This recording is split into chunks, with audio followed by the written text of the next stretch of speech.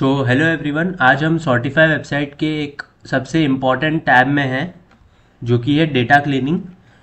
Data cleaning इसलिए ज़रूरी है बिकॉज जितना क्लीन्ड आपका डेटा होगा उतना एक्यूरेट आपका कैटेगराइजेशन होगा।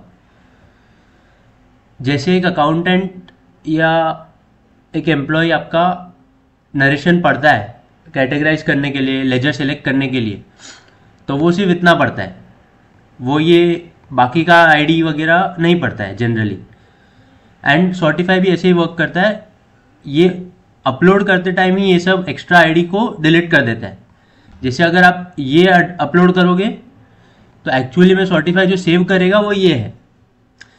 इससे क्या होता है कि एक्स्ट्रा वर्ड्स जो आते हैं वो ऑटोमेटिक जब क्लीन हो जाते हैं तो कैटेगराइजेशन बहुत एक्यूरेट हो जाता है। अब इसके लिए हमने यहाँ पे कीवर्ड्स का ऑप्शन दे रखा है। जैसे अगर आपको स्टारबक्स वर्ड्स भी नहीं, परचेस वर्ड भी नहीं चाहिए, तो मैं यहाँ पे परचेस लिख सकता हूँ सिंपल कॉमा डाल के, और उसके बाद मैं सी क्लीन रिजल्ट करूंगा तो देखो यहाँ पे परचेस भी हट गया। और इसके बाद मैं सेव करूंगा, सेव कर दूंगा तो मेरा अगली बार भी मैं जब भी रन करूंगा तो भी ये सेव हुआ हुआ रहेगा, और अगली बार जब भी इसको परचेस वर्ड दिखेगा तो वो उसको ऑटोमेटिकली डिलीट कर देगा। क्विक क्लीनअप ऑप्शंस हमने दिए हुए, जैसे क्लाइंट के यूपीआई हैंडल्स होते हैं आजकल, फिर ये नंबर्स जो होते हैं, नंबर्स जनरली हमारे क्लीनिंग में कभी काम नहीं आते, इसके लिए इसको भी क्लीन करने का।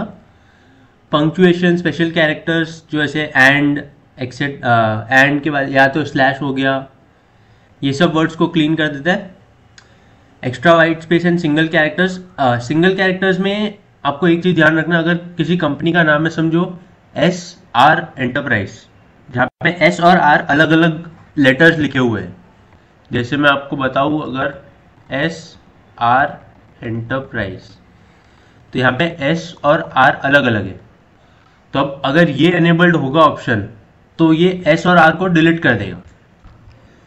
सो बेसिकली आपको यहाँ पे एक थोड़ा कॉशन रखना पड़ेगा, या तो आई रिकमेंड इसको ऑफ कर दो। रन क्लीनअप ट्वाइस रिकमेंडेड है, ऑन ही रखना। एंड बस यही हमारा सेटिंग्स का कॉन्फ़िगरेशन। आपको इसमें ज़्यादा कुछ चेंज करने की ज़रूरत नहीं है on the first run, but आपको अगर लगे तो कोई स्पेसिफिक वर्ड आपको क्लीन करना है जो हमने इसमें क्लीन नहीं किया हुआ है, तो आप उसको डायरेक्टली ऐड कर सकते हैं। That's the motto of having this configuration.